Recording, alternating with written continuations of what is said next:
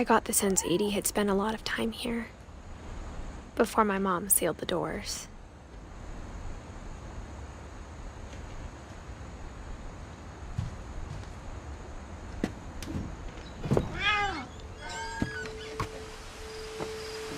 This will be obvious later, but my mom never told me any of these stories. Edie would have, but Mom didn't like bringing up the past. Though, when we adopted a stray kitten, she was the one who named it Molly.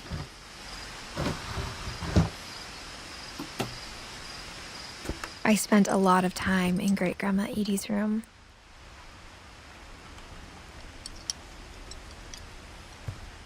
Louis died a week before we left, but Edie had already started to memorialize him.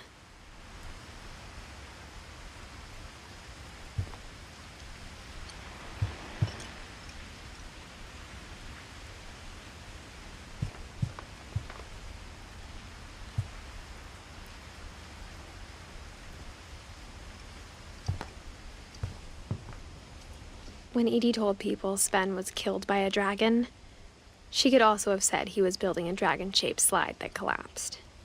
She could have, but she didn't.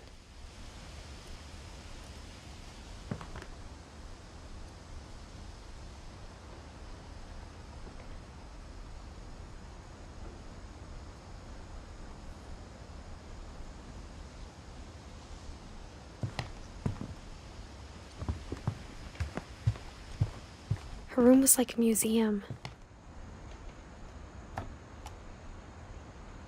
For 500 years, the Finches have been famous throughout Norway for their fortune and misfortune. Odin Finch buries the latest victims of the family curse, his wife Ingeborg, and on January 7th, 1937, he set sail with his family and his house, hoping to leave the curse behind.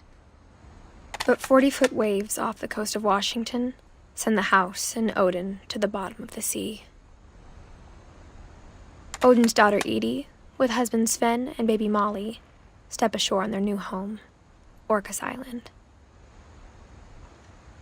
Odin Finch is the first to be buried in the new family cemetery. His daughter Edie is already dreaming of a new Finch house.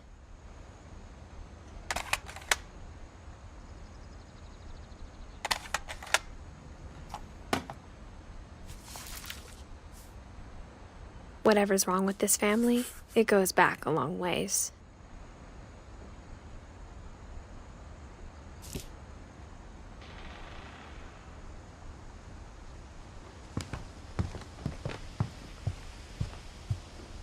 Even in her 90s, sometimes Edie seemed a lot younger than my mother.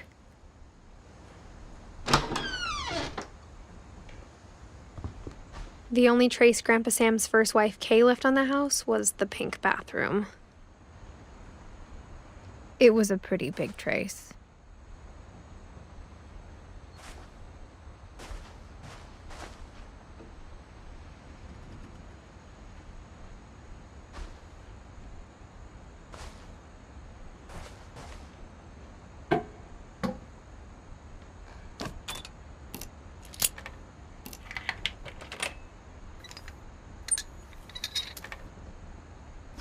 There's a secret in this bathroom. It's in the last place you would look. It isn't in the cupboard. It's hidden in this book.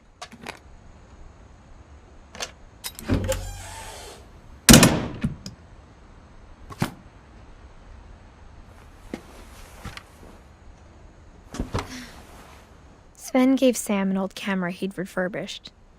He never put it down.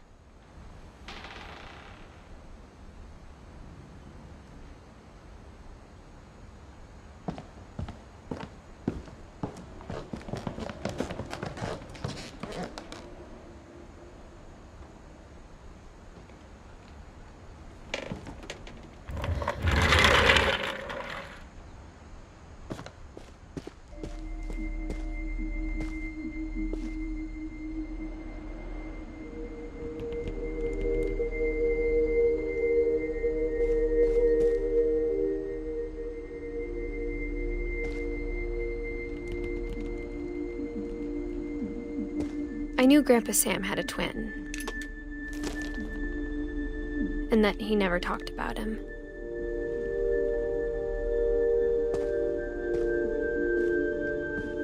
I guess my grandpa didn't like history any more than my mom did.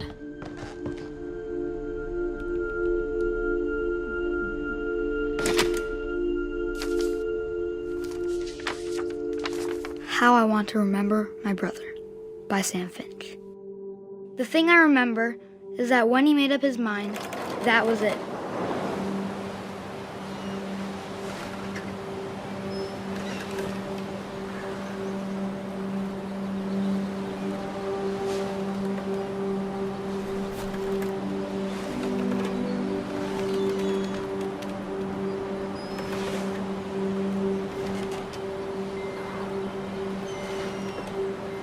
My brother said he'd die before he ate another mushroom, and he did.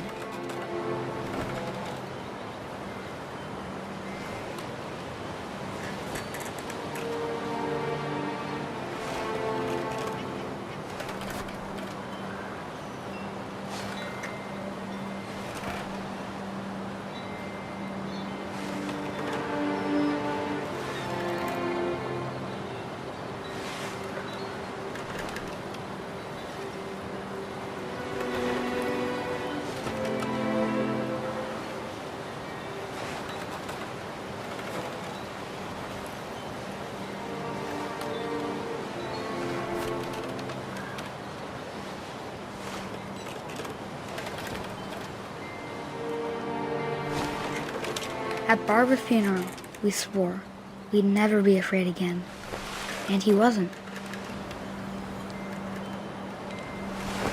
I think Calvin always wanted to fly. Sam! Calvin! Dinner's ready! Coming! But that day, he finally made up his mind to do it. I told him going around was impossible.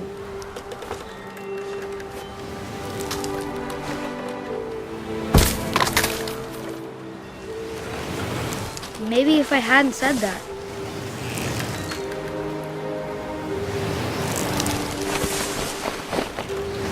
Calvin! I'm not gonna tell you again! Maybe if the wind hadn't picked up.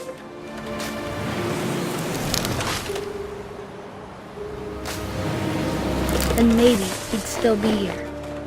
But I doubt it.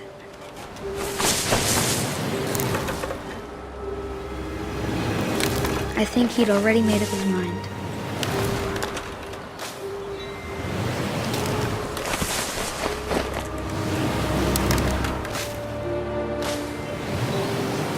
That's what I want to remember about my brother.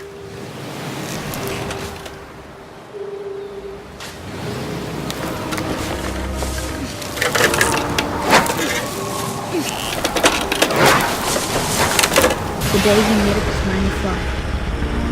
And he did.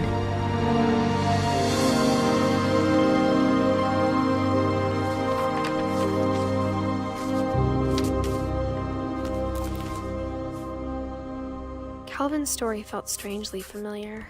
When I was younger, I remember trying to do the exact same thing.